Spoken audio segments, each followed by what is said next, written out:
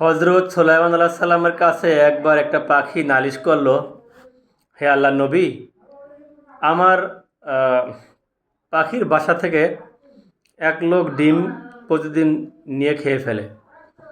তখন সুলাইমান আলাইহিস সালাম ওই লোকটাকে ডাকলো এবং বলল যে তুমি কেন ওই পাখির ডিম নিয়ে খেয়ে ফেলো আর খাবে না।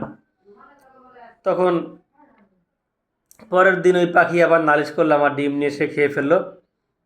তখন ওই লোকটাকে ডেকে জিজ্ঞেস করলো, তুমি কেন পাখির ডিম নিয়ে খেয়ে ফেললা। তখন একটা জিনকে বলল যে উনি যখন আবার পাখির ডিম খেতে আসবে তখন ওকে ধাক্কা মারে ফেলে দিবা। তখন কী হলো যে তারপর আবারও উনি সেই পাখির ডিম নিয়ে খেয়ে ফেললো। তখন ওই জিনটাকে ডাকলো, ডেকে বললো যে তোমাকে বললাম যে তুমি ধাক্কা মারে ফেলে দিও, তুমি ধাক্কা মারে কেন ফেলে দিল না।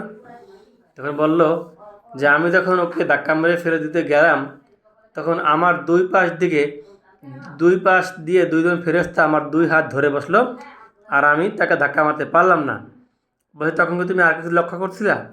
তখন আমি দেখলাম যে একজন লোককে সে কিছু ভিক্ষা দিচ্ছে।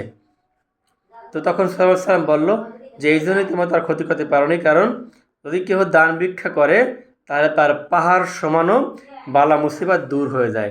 ভালো লাগলে শেয়ার করবেন।